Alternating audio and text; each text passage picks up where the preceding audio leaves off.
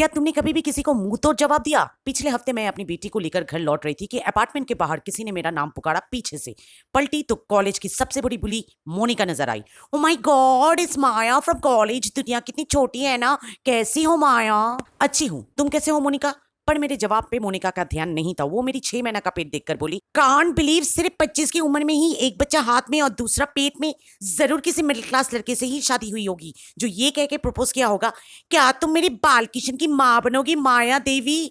और फिर जोर जोर से हंसने लगी जैसे कि कपिल शर्मा का शो चल रहा है। उसी वक्त मेरा पति अपने टूल बॉक्स लेकर आया और मोनिका उसे देखकर जोर से हंसते हुए बोली, speak of the beggar and the beggar is here. इतनी जिल्लत मुझसे बर्दाश्त नहीं हुई और मैं अपनी फ्लैट के भीतर जाने लगी, पर मोनिका कहाँ चुप बैठने वालियों में से है। ओ, ग्राउंड फ्लोर में रहती हो, कभी फुर्सत मिले तो मेरे फ्लैट पे जरूर आना। सबसे ऊंचे वाले माला है, 27 फ्लोर, मुंबई वहां से फैंटास्टिक दिखता है। और रात को आना, मैरिन ड्राइव का व्यू तो ऑसम मिलेगा। और साथ ही साथ रात का खाना मेरी तरफ से तुम्हारे पूरे फैमिली के लिए एकदम फ्री होगी। होने वाले बच्चे को तो थोड़ा बहुत पोषण मिल जाएगा। दरवाजा बंद करके मैं अपने पति को मोनिका का बुलिंग नेचर के बारे में बताई कि कैसे कॉलेज में वो हर किसी को तंग किया करती थी, कैसे किसी का जीना हराम कर देती थी अगर वो स्टूडेंट डिजाइनर बैग या ड्रेस या जूते ना पहनकर कॉलेज में आता था, कैसे टीचर्स को मोनिका का पापा डोनेशंस देकर मोनिका का प्रमोशन करवाता था, इसके बावजूद कि मोनिका सबसे डल और गोबर छात्र हुआ करती थी। मेरा पति आश्चर्यजनक से थोड़ा सा मुस्कुराते हुए बोला, अच्छा तो ये सब कॉलेज से शुरू हुआ तो कॉलेज पर ही खत्म करते। एक हफ्ता बाद तुम्हारा कॉलेज रियूनियन है ना? एक हफ्ता बाद जब हम सब दोस्त मिलकर हंस रहे थे, मुस्कुरा रहे थे,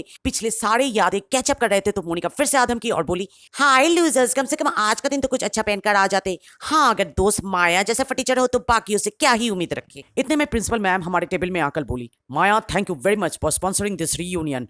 लोग आमतौर पर सिर्फ छात्रों को ही गेट टुगेदर में बुलाते हैं, पर तुमने तो पुराने सारे टीचर्स को बुलाए इस रियूनियन में, और वो भी इतने महंगे होटल में with unlimited buffet for everybody. ये काबिले तारीफ है। ये सुनकर मोनिका बोली, प्रिंसिपल मैम, आपसे कोई गलती हो रही होगी। माया अपार्टमेंट की ग्राउंड फ्लोर में रहती है, जिसका मूल्य बहुत ही कम है, और उसका पति कोई मैकेनिक शैकेनिक होगा शायद। मैंने खुद उसे अपने आंखों से टूल बॉक्स कैरी करते हुए देखा है। माया के लिए इस तरह का 5 स्टार होटल का मेन दरवाजा भी क्रॉस करना सिर्फ सपनों में या इस तरह का रियूनियन में ही पॉसिबल है। अब तक मेरे पति जो टेबल पे चुपचाप बैठे थे उठ खड़ा हुआ और बोला, मेरे पत्नी को इस हालत में ज्यादा ऊंचाइयों में रहने से डॉक्टर ने मना किया, इसलिए टॉप फ्लोर हम लोग ने 11 महीने पहले ही रेंट पे देकर ग्राउंड फ्लोर में शिफ्ट हो गए थे। और उस रेंट की बात करें तो मिस मोनिका, आपने सिर्फ पहला 2 महीना ही सही समय पर रेंट दिए हो। पिछले 4 महीने का रेंट अभी भी बाकी है, जिसे अगले 1 हफ्ते के अंदर अगर आपने नहीं भरा तो मजबूरन। और रही बात इस होटल की, तो वो माया और मेरा जॉइंट वेंचर है, तो इसलिए इसे एक दिन के लिए माया के कॉलेज पर निछावर। और हाँ, इसी होटल का और एक विंग के कंस्ट्रक्शन साइट से उस दिन लौटते वक्त आपने हमें टूल बॉक्स के साथ देखकर कुछ ज्यादा ही सोच लिए थे। एनीवे, होटल माया की तो माया के पुलिस को भी आज के रात का खाना हमारी तरफ से भेंट। पेट भरकर खाइएगा मिस मोनिका, पोर्शन मिलेगा।